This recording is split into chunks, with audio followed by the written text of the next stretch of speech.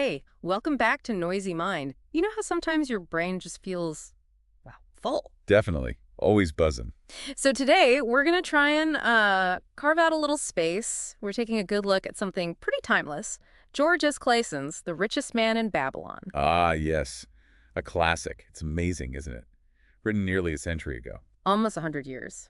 And the setting's ancient Babylon, but the personal finance lessons in those parables, they still really hit home. They absolutely do. It's fascinating how those core ideas from way back in 1926 keep feeling so relevant when you look at the kind of financial questions and, frankly, worries people have right now. Right. We've been digging through a really diverse bunch of stuff online. Yeah, personal blogs, tracking net worth, those really lively Reddit threads on personal finance. Oh, yeah, and entrepreneurship, too, and even forum posts where people are just laying out their struggles with debt. It's quite a snapshot. It really is. It shows you what's genuinely on people's minds, financially speaking. Exactly. So our goal today, our mission for this deep dive, is to connect some of those common financial pains, the anxieties, the goals people mention in these sources, and see how the deceptively simple wisdom from the richest man in Babylon might actually offer some useful ways forward. Sounds like a plan. Mm. Where should we start? Okay, let's kick off with a big one. That nagging feeling of just not being able to save money at all. That's such a fundamental challenge, isn't it? And it echoes all over the place in the sources we looked at. Totally. And The Richest Man in Babylon hits it head on with that key principle. Pay yourself first. Right, the famous one. The book basically says, look, put aside at least 10% of everything you earn, every single bit. Sounds simple. It sounds simple, yeah, but it's incredibly powerful when you actually do it consistently. And you really feel that anxiety, that lack of a buffer in places like the Monzo Community Forum we saw. Oh, definitely. Mm-hmm. People talking about feeling like huge goals, buying a house. Yeah, impossible dreams. Feel completely impossible because it just can't seem to build up any savings. It's that underlying vulnerability. So why do you think that first step, saving even just a small bit, is so tough for people sometimes? Well, I think part of it is it's not just the numbers. There's a big psychological piece. Okay. When you actually start paying yourself first, even if it's a small percentage, you're creating this like tangible proof of progress. Ah, right. You can see it. Exactly. And seeing that little bit grow, that can be a huge motivator. It starts to shift your mindset, away from just immediate spending towards thinking a bit longer term. Building momentum. Yeah, building that momentum and getting a sense of control, which is massive. That makes a lot of sense. And it's interesting seeing how people interpret that 10% thing today, like on that Reddit personal finance thread. Mm-hmm. Some people see it as, okay, that's the absolute minimum, great starting point. Steer the floor. But others, quite rightly, are saying, hey, if your living costs are lower, you should probably aim higher. Which makes total sense. It's adaptable advice, isn't it? But the core idea, prioritize saving, that stays constant. Exactly. And someone on that same Reddit thread made a really good point, I thought.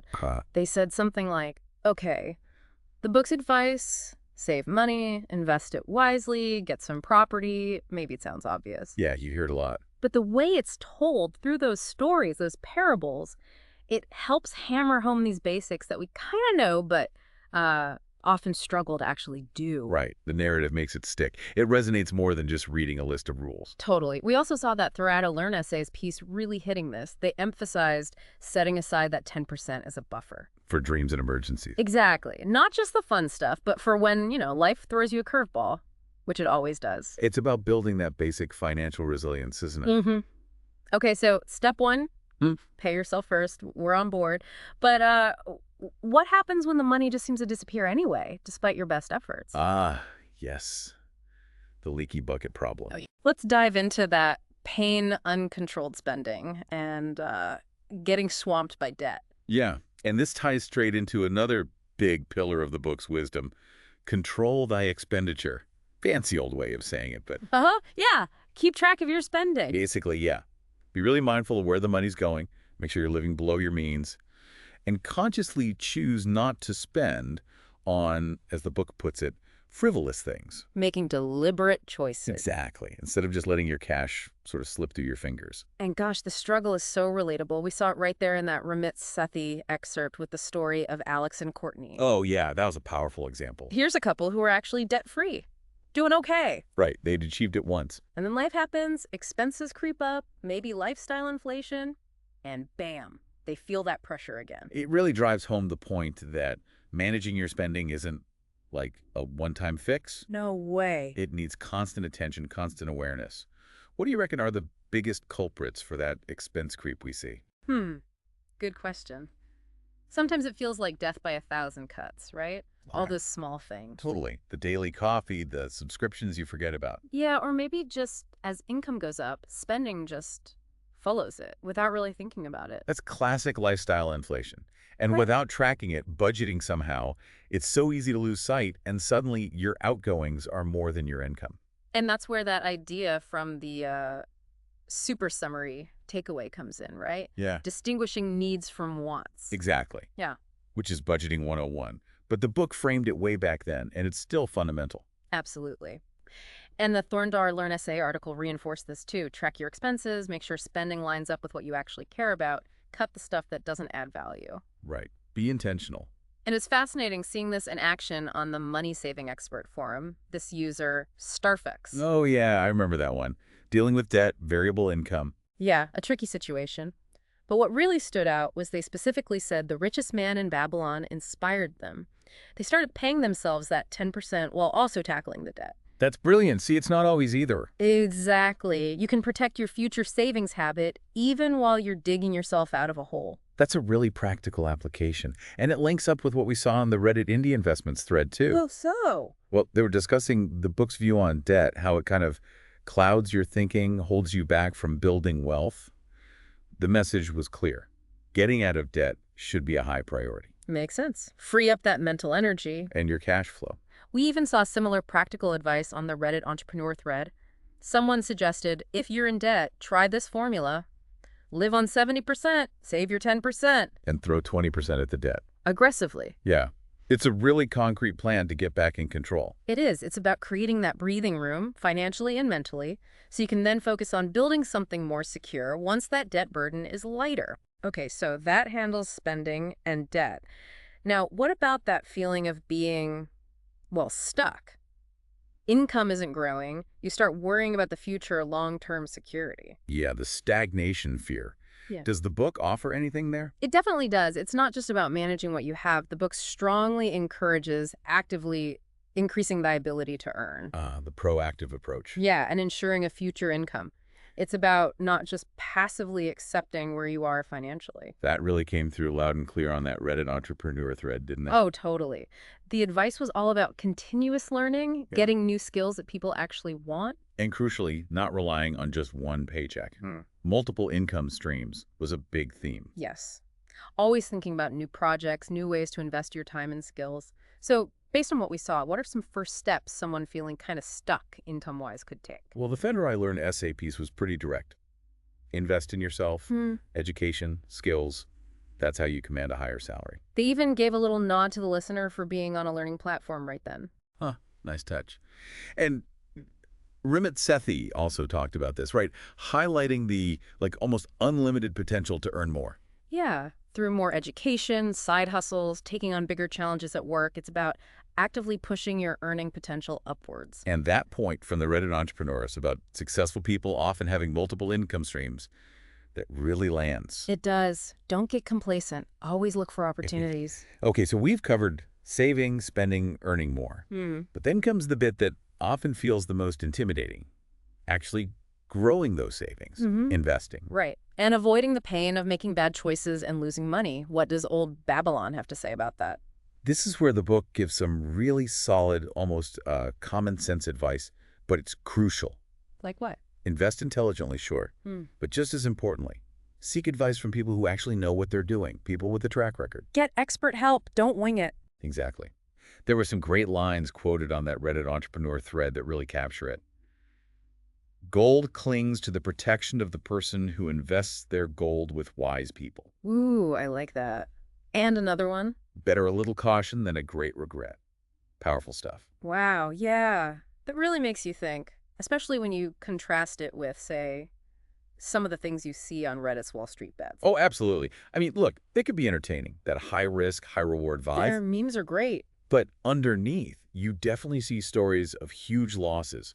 It kind of inadvertently highlights the massive risks of just jumping into speculative stuff without that solid foundation the book talks about. And without expert guidance. It's a warning, really. It is. The book warns against getting tempted by crazy, unrealistic returns and risking your actual savings, your principal, on things you don't understand. And the Indian Investments Reddit thread echoed that too, didn't it? Talking about keeping your capital safe, making it work sustainably. And being wary of those unnatural returns. If it sounds too good to be true. It probably is. Precisely. And Rumit Sethi's view aligns here too. He advocates for that more balanced, diversified, long-term approach, understanding compound interest. Yeah, steering clear of chasing hot stocks and focusing on a more reliable path. It really underlines how important it is to get the risks and not let FOMO or excitement drive your investment decisions. Okay, but hang on.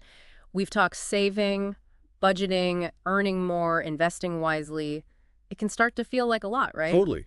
Overwhelming. Especially with just the sheer volume of financial advice out there now. So how does this ancient book, The Richest Man in Babylon, address that feeling of being overloaded?